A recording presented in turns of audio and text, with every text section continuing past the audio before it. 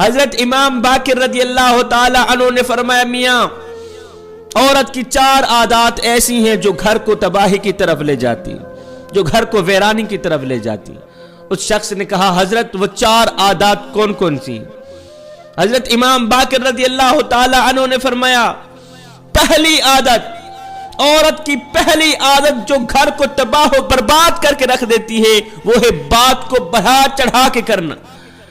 چھوٹی سی بات کو، معمولی سی بات کو بڑھا چڑھا کے کرنا، غیبت کرنا، چغلی کرنا، چھوٹی سی بات کو شوہر کے آگے بڑھا چڑھا کے کرنا۔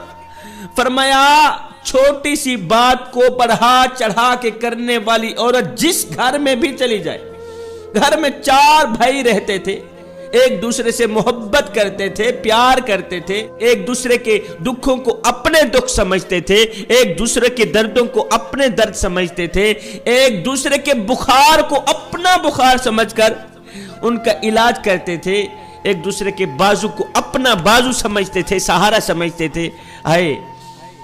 بات کو بڑھا چڑھا کے کرنے والی عورت جب سے اس گھر میں داخل ہوئی، بھائیوں میں پیار ختم ہو گیا، بھائیوں میں محبت ختم ہو گئی، اختلافات پائے گئے، بھائی بھائی کا دشمن بن گیا۔ کس نے بنایا؟ اس عورت نے بنایا، بات کو بڑھا چڑھا کے کر دینے والی عورت۔ وہاں کی سن کر یہاں لگانا، یہاں کی سن کر وہاں لگانا، پھر دونوں بھائیوں کو آپس میں لڑانا، پھر دونوں بھائیوں کو آپس میں جدا کر دینا۔ میری بہن یہ تجھے زیب نہیں دیتا، کیا تو حضرت انسان نہیں ہے؟ کیا تو ہوا کی بیٹی نہیں ہے؟ اگر تو بھی ایسے کام کرنے لگ گئی تو پھر میں اسلام کی مقدس شہزادی کس کو کہہ کے پکاروں گا؟ کسی بیٹی کا پردہ فاش نہ کر اس سے پہلے کہ تیرا پردہ فاش کیا جائے، کسی کی بیٹی کے اوپر تہمت نہ لگا اس سے پہلے کہ تیرے اوپر تہمت لگائی جائے، اس سے پہلے کہ تیری بیٹی کے اوپر تہمت لگائی جائے۔ کیا دوسروں کا پردہ فاش کرنا تجھے زیب دیتا ہے؟ کیا شوہر کے آگے دوسری عورتوں کی غیبت کرنا تجھے زیب دیتا ہے؟ انسان نے کوئل سے پوچھا اگر تو کالی نہ ہوتی کتنا اچھا ہوتا۔ پھر انسان نے سمندر میں بہتے پانی سے پوچھا اوئے اگر تو کھارا نہ ہوتا کتنا اچھا ہوتا۔ پھر انسان نے ایک دن گلاب کو اٹھایا، تلی پہ رکھا، پوچھنے لگا اوئے اگر تیرے اندر یہ کانٹے نہ ہوتے تو کتنا اچھا ہوتا۔ تینوں بول اٹھے اے انسان اگر تیرے اندر دوسروں کے عیب ڈھونڈنے کی عادت نہ ہوتی تو تو کتنا اچھا ہوتا۔ آج کا انسان دوسروں کے عیب ڈھونڈنے کی کوشش کرتا ہے۔ آج کی میری ماں، بہن، بیٹی دوسری عورتوں کے عیب ڈھونڈنے کی کوشش کرتی ہے لیکن اپنے گریبان میں جھانک کر کے نہیں دیکھتی کہ میرے اندر بھی کوئی عیب ہے۔ ہمیں اپنے گریبان میں جھانکنا نہیں آتا، کاش کہ ہمیں اپنے گریبان میں جھانکنا نصیب ہو جاتا، یہ سارے مسئلے حل ہو جاتے۔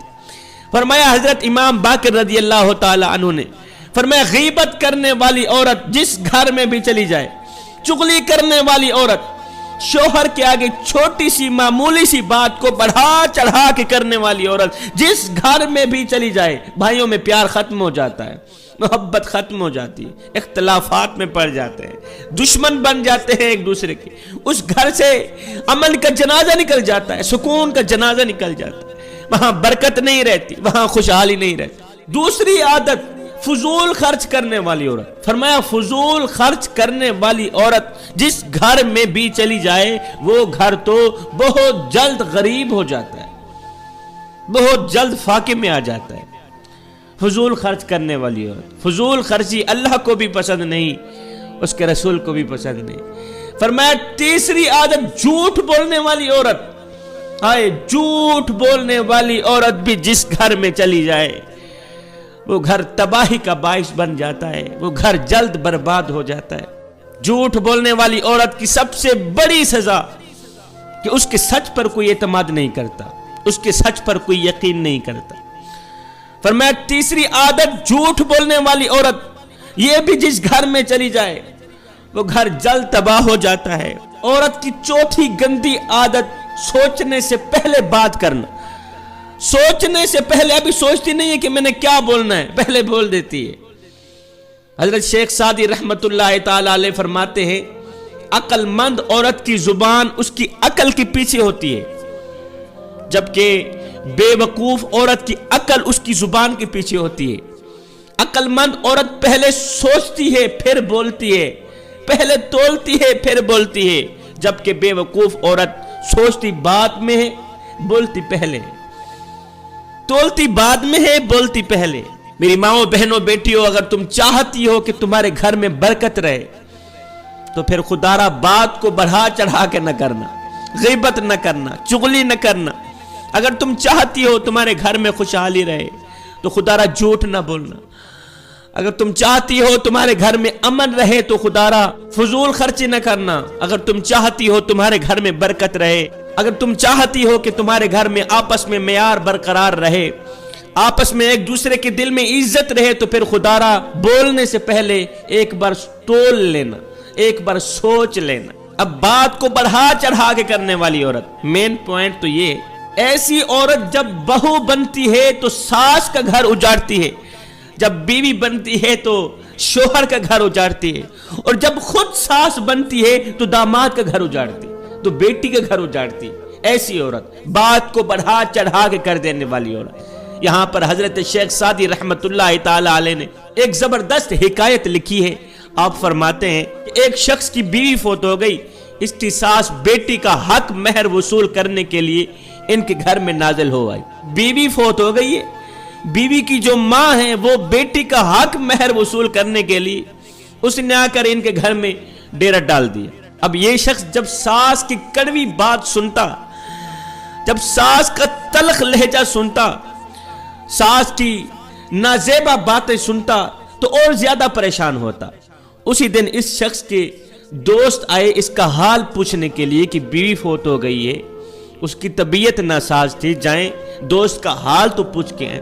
اس کے دوست جب بیوی کا حال پوچھنے آئے تو پوچھا میاں کیا حال ہے؟ کہا کوئی حال نہیں، بیوی کے جانے کا اتنا غم نہیں تھا جتنا غم مجھے ساس نے دیا، بیوی کے جانے کا مجھے اتنا دکھ نہیں پہنچا جتنا دکھ مجھے ساس نے پہنچایا، بیوی کے جانے پر میں اتنا پریشان نہیں ہوا جتنا پریشان مجھے زندہ ساس نے کر ڈالا ہے۔